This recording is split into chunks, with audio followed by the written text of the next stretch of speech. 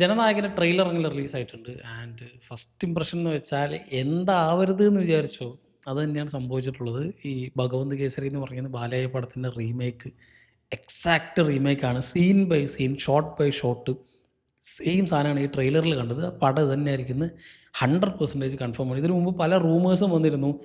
ചെറിയ അഡാപ്റ്റേഷൻ ആയിരിക്കും, ചിലപ്പോൾ റീമേക്ക് ആയിരിക്കില്ല, വെറുതെ അതാണ് ഇതാണെന്നൊക്കെ പറഞ്ഞ്. ആക്ച്വലി എല്ലാവർക്കും ഒരു പേടി എന്താണെന്ന് വെച്ചാൽ അത് ഒരു ബാലയ്യ പടമാണ്.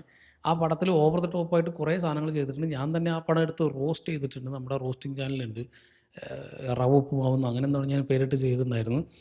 ടു ബി ഹോണസ്റ്റ്, ആ പടത്തിൽ ബാലയ്യ ചെയ്ത കുറേ ഓവർ ദി ടോപ്പ് സാധനങ്ങൾ, ആക്ഷൻ സീക്വൻസുകൾ ഉള്ളത് കൊണ്ടും ദെൻ ശ്രീലീലയുടെയും ഈ പറയുന്ന കാജൽ അഗർവാളിൻ്റെയൊക്കെ വൻ വെറുപ്പിക്കലുള്ളതൊക്കെ കൊണ്ടാണ് ആ പടം ആ കോലത്തിലുള്ളത്. ഒരു അതേ സാധനം എടുത്ത് ഒരു വിജയ് പടം ആക്കുമ്പോൾ ഇതെങ്ങനെ ഇതിൻ്റെ ഔട്ട്പുട്ട് വരുന്നുള്ളത് പടം കണ്ടാൽ മാത്രമേ അറിയുള്ളൂ. ഒരു പിടുത്തമില്ല. എനിക്ക് ട്രെയിലർ കണ്ടപ്പോൾ എക്സാക്റ്റായിട്ട് അതുപോലെ ഉണ്ടെങ്കിലും വിജയുടെ ആ ഒരു ആറ്റിറ്റ്യൂഡും മൂപ്പരുടെ ആ ഒരു മാനറിസവും മൂപ്പരുടെ ആ ഒരു സ്വാഗും ഒക്കെ കൊണ്ട് പടം ചിലപ്പോൾ ആ ഒരു ലൈൻ എടുത്ത്, ആ ഒരു വൺ ലൈൻ എടുത്ത് അവർക്ക് വേറെ രീതിയിൽ എക്സിക്യൂട്ട് ചെയ്യാൻ പറ്റും എന്ന് തോന്നുന്നുണ്ട് കണ്ടു കഴിഞ്ഞപ്പോൾ. ഒരു ക്വാളിറ്റി ഉണ്ട്. കുറേ ഈ കയറി തൂങ്ങുന്ന കുറേ അലമ്പ് ആക്ഷൻ സീക്വൻസുകളൊക്കെ ആ പടത്തിലുണ്ടെങ്കിലും അതൊക്കെ ഒഴിവാക്കിയിട്ട് നീറ്റായിട്ട് പ്രസൻറ്റ് ചെയ്യാൻ പറ്റിയിട്ടുണ്ട് എന്നാണ് ഇതിലെ ട്രെയിലർ കണ്ടപ്പോൾ തോന്നിയത്. അതുകൊണ്ട് തന്നെ ടു ബി ഹോണസ്റ്റ്, ഞാൻ പ്രതീക്ഷിച്ച സാധനം തന്നെയാണ് ട്രെയിലറിൽ കണ്ടതെങ്കിലും ആ രീതിക്കുള്ളൊരു ബോംബ് പടം ആവില്ല എന്ന് തോന്നുന്നുണ്ട്. കുറേ ആക്ഷൻ സീക്വൻസ് ഉള്ളൊരു പടമാണ്. അതേപോലെ തന്നെ കുറേ ആക്ഷൻ സെറ്റ് പീസസ് വെച്ചിട്ടാണ് ഈ ഒരു പടത്തിൻ്റെ ട്രെയിലർ ഫുൾ കട്ട് ചെയ്തിട്ടുള്ളതും.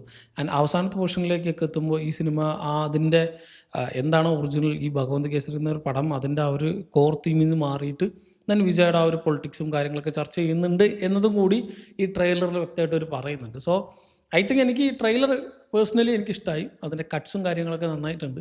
ഈ പടത്തിൽ ഈ പറയുന്ന പോലെ ആ പടത്തിൻ്റെ ഭഗവന്ത് കേസരി എന്ന് പറയുന്ന ആ പടത്തിൻ്റെ സ്റ്റോറി ലൈൻ എടുത്ത് ഇതിലെങ്ങനെ എക്സിക്യൂട്ട് ചെയ്യുന്നുള്ളത് മാത്രമേ ഉള്ളൂ. ഇതിന് കുറേ സ്റ്റിൽസും കുറേ പിക്സൊക്കെ ഇറങ്ങിയിട്ടുണ്ടായിരുന്നു. അതിൽ സെയിം ഈ കാജൽ അഗർവാളിൻ്റെയും ഈ പറയുന്ന നമ്മുടെ ശ്രീലീലയുടെയും അതേ ഈ ചില സീൻ ബൈ സീൻ അതേപോലെ തന്നെ ട്രെയിലറിൽ നമുക്ക് കാണാൻ പറ്റുന്നുണ്ട്.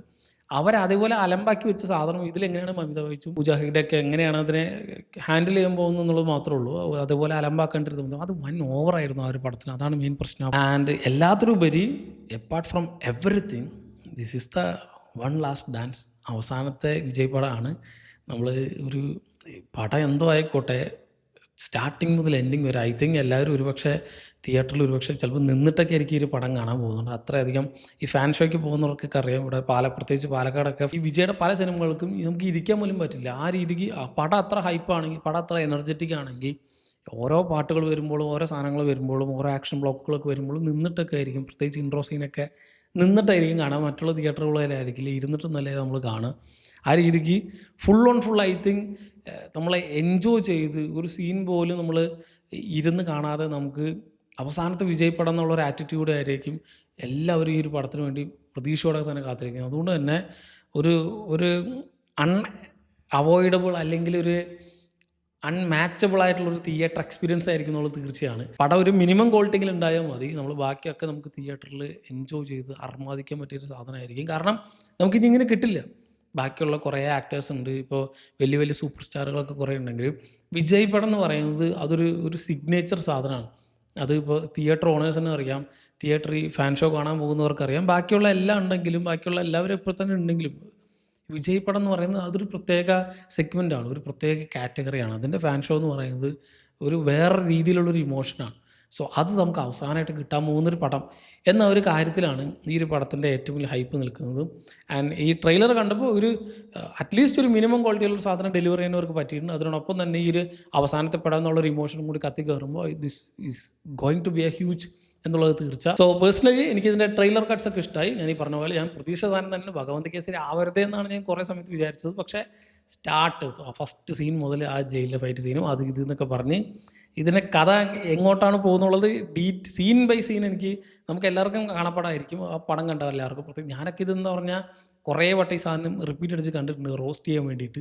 അതുകൊണ്ട് സീൻ ബൈ സീൻ എനിക്ക് ഭയങ്കരമായിട്ട് മാച്ച് ചെയ്യാൻ പറ്റും. പക്ഷേ അതുപോലെ ഓവർ ദി ടോപ്പായിട്ട് കുറേ സാധനങ്ങളൊക്കെ ചെയ്യേണ്ടിരുന്നു. അതിൽ നമുക്കറിയാലോ ഈ ഒരു ബാലയെ ലോറി കൊണ്ട് വരുന്നൊരു സാധനമൊക്കെ ഉണ്ട്. ഇതിൽ അതേ സ്ഥലത്ത് ബൈക്കും കൊണ്ടൊക്കെയാണ് വരുന്നത്.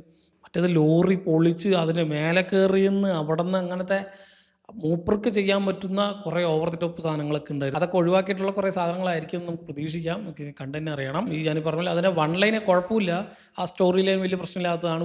വുമൺ എംപവർമെൻറ്റും കുറച്ച് കാര്യങ്ങളൊക്കെയാണ് ഡീറ്റെയിൽ ആയിട്ട് ഇതിൽ പറയുന്നത്. പക്ഷേ അതിനെ ട്രീറ്റ് ചെയ്ത വിധമായിരുന്നു ആ ഒരു പടത്തിൻ്റെ പ്രശ്നമെങ്കിൽ ഇതിൽ നീറ്റായിട്ട് ട്രീറ്റ് ചെയ്ത് ഈ പറയുന്ന പോലെ വേണ്ട രീതിയിലുള്ള പൊളിറ്റിക്സ് എല്ലാം കൂടി ഇറങ്ങുന്ന ഒരു പ്രോപ്പർ കൊമേഴ്ഷ്യൽ ഫ്ലിക്കാവും എന്നുള്ളത് തീർച്ച.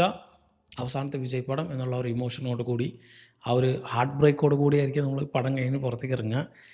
ഇനി അങ്ങനത്തെ ഒരു സാധനം കിട്ടില്ല ലാസ്റ്റ്. അതുകൊണ്ട് തന്നെ എന്തോ ആയിക്കോട്ടെ, ഫസ്റ്റ് ഡേ ഫസ്റ്റ് ഷോ, ഫാൻസിൻ്റെ കൂടെ അവസാനമായിട്ട് വിജയ് ഫാൻസിൻ്റെ കൂടെ ഒരു പടം കാണുന്നത് ആലോചിച്ച് നോക്കുക. വിജയ് ഫാൻസ് എന്ന് പറഞ്ഞ പരിപാടി ഇനി തിയേറ്റർ ഉണ്ടാവില്ല. അതിപ്പോൾ ഒരു പക്ഷേ ഇനിയിപ്പോൾ റിലീസോ അങ്ങനത്തെ ബാക്കി കാര്യങ്ങളൊക്കെ വരുമ്പോഴോ ഒക്കെ ഒരു പുതിയ പടം ഫസ്റ്റ് ഡേ ഫസ്റ്റ് ഷോ വിജയുടെ ഒരു പടം ഇല്ല. അത് ആലോചിക്കാനും കൂടി വയ്യ. അങ്ങനത്തെ ഒരു പരിപാടി അവസാനത്തെ പടമാണ്. സോ ആ ഒരു ഇമോഷൻ ഉണ്ട്. സോ ഈ ഒരു ട്രെയിലർ കണ്ടപ്പോൾ എന്താണ് സിനിമയെ പറ്റിയുള്ള നിങ്ങളുടെ ഹൈപ്പും കാര്യങ്ങളൊക്കെ എന്നുള്ളത് താഴെ കമൻറ്റ് ബോക്സിൽ കമൻറ്റ് ചെയ്യാം. മറ്റൊരു വീഡിയോയിലൂടെ വീണ്ടും കാണാം. നന്ദി.